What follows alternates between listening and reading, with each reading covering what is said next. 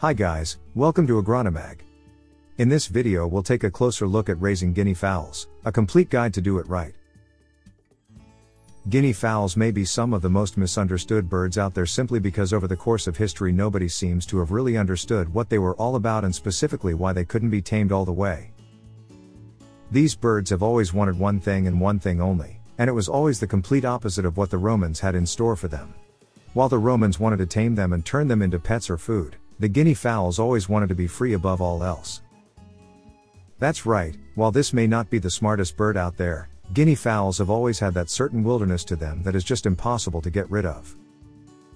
You can even tell from the way that they look and how they carry themselves that they're quite unique, and to top it all off, while their behaviors may seem a bit erratic, when it comes to pest control, they're pretty much unmatched out there. On top of that, they are also very good at egg laying, and while definitely wilder than other birds out there, they also have a certain fondness to them that is very hard to find in any other bird out there. So, in order to really shed some light on this wondrous creature, we decided to bring you a complete guide on how you should be raising them, and more specifically, everything that you need to know about them before and after your purchase. The history of the guinea fowls. Guinea fowls are known to be a part of the Numida meleagris family. But just in case you're not interested in old terms that sound like they were pulled out of an ancient scroll, you should know that they're mostly related to pheasants, turkeys, and pretty much any other fowls out there. As we briefly mentioned previously, guinea fowls were brought to us by the Romans all the way from ancient Greece sometime around the 5th century BC. They were brought to us from their African campaigns, and despite all of their efforts to domesticate them, they still pretty much failed, since guinea fowls are still very much so considered to be wild birds for the most part. They can be raised, but they should never be treated the same way you would treat a random chicken or turkey. They are a lot more violent and they scare off way easier than any other domesticated bird out there.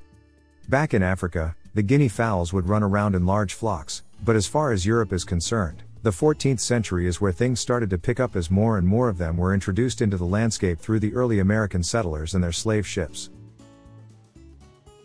Guinea fowl's appearance. As far as general looks are concerned, every guinea fowl comes in its own different shade and color. You can find a pearl fowl, a white one, a royal purple one, a coral, chocolate, or even bronze sometimes. While many of these colors may not be recognized by the actual official standards, you do have pretty much every color under the rainbow on the fowl's feathers. As far as the US is concerned though, the helmeted guinea fowl is pretty much the only one that can be found in most shops, and as far as official colors go, pearl, lavender, and white are the only ones that will pass off as purebred. On the other hand, in Australia they also consider lavender, pearl, white, cinnamon, and pied to be official purebreds as well. For the most part, guinea fowls are as large as any other chicken out there, meaning that they also weigh around 4 pounds each. A key difference between them lies in their head and neck areas, though, which are very clearly bare skin as opposed to being covered in feathers for the sake of regulating their temperature easier. Their skin is usually bluish, reddish, and blackish, which is why they're also oftentimes referred to as the clown birds. They are known for having a relatively oval shape of the body, and because of their short tails and rounded wings they're very unique looking, to say the least. Their beaks are known for being very short and curved, and on top of that they differ greatly between the male and the female, as the males have way larger beaks than any female fowl out there. As far as their voices go, you will find that each and every guinea fowl out there has its very own vocalization, to the point where you can easily tell which fowl is called out for you and which hasn't just from the sound alone. The aggressive nature of the guinea fowls. The funniest part about the guinea fowls is that despite being very aggressive creatures, they are also some of the most social birds we've ever seen. These birds will literally chase down the person that has been there for many years feeding them and taking care of them, while also never actually leaving the other guinea fowls regardless of how hard you try to separate them. On top of that, if one actually does stray away from the flock, the rest will follow to make sure that they all stay in line. While they can coexist with pretty much any other bird out there, you will need to keep a close eye on the male guinea fowls, as they can easily end up becoming too aggressive and territorial, attacking everything in sight, especially roosters and pretty much any other male bird out there. They are most oftentimes the abusers, not the ones being abused, and while they do have small beaks, they can easily end up killing other birds by pecking them too hard. They have not been domesticated all the way either, which means that you will oftentimes find them roosting in random places such as trees, for example, or any other high place that they can come across in their coop. Strangely enough, they also appear to be very afraid of the dark, so if you want to avoid them panicking and attacking one another, we recommend that you keep them in relatively well-lit areas. Just know that if you want to keep them in constant confinement, then you will need to give them at least 3 square feet to walk around in per bird, so as to make sure that they don't get too anxious and they end up attacking one another. Remember the fact that you're taking care of an undomesticated bird over here, not a chicken. The guinea fowl needs to be free in order to not be stressed out, and if you want them to thrive, you will need to give them plenty of space to run around in. For the most part, they are monogamous and they will mate for life when out there, which is why you shouldn't expect them to go from bird to bird when the season comes. We recommend that you keep the male to female ratio of around 1 to 5 for the most part, although you can end up with a few more females than males and still be in the green. How to train your guinea fowl. First off, you need to remember the fact that the guinea fowl is not your ordinary chicken, which means that you will actually need to put in a lot of work if you want to successfully train it.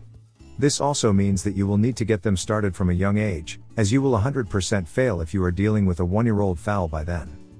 We recommend that you get started by releasing them every day at the same time from their pen. This repetition will immediately get spotted by the flock birds, which will result in you pretty much training them all by then. You can start off small though if you see that the flock itself is not willing to listen, by releasing them only 1 bird at a time. Chances are that they won't be moving around too much, since they are instinctively never going to stray away from the rest of the flock. The more you do it though, the easier it will get, as guinea fowls are quite intelligent, so they'll pick up on their new routine, and before long they will all run out of the pen together and run around without you needing to do anything about it in the first place. Health, diet and special care for the guinea fowls. The best part about owning a guinea fowl is definitely the fact that they have managed to survive on their own in the wilderness for the most part, which is why they're pretty much safe from any and all health issues that come with most other birds out there. They are especially hardy when it comes to bad climates, and while they may not be particularly fond of wet or cold snow, they can handle it all the same regardless of the time of the year. They are very fond of warm climates though, which is due to the fact that they originate from Africa, so just make sure that they have plenty of water to go around and they'll be able to sleep through the hottest summers with ease. Should you get a guinea fowl? Despite the fact that they have been kept around in captivity for thousands upon thousands of years now, the funniest part about the guinea fowl is definitely the fact that they have yet to be properly domesticated, simply because of their instinct, which says to never fully trust humans. They will go absolutely mental if you pick them up, and they will not sit on your lap no matter how hard you try. Because of this, you can already tell the fact that the guinea fowl is not exactly the ideal pet for a family, especially one with young children, as they can start pecking away at anyone that isn't willing to fight back. But, one of the better aspects of owning a guinea fowl is the fact that they can pretty much rid you of any ticks, insects, small snakes and even rodents with ease. We would even argue that they're better at it than most other birds out there.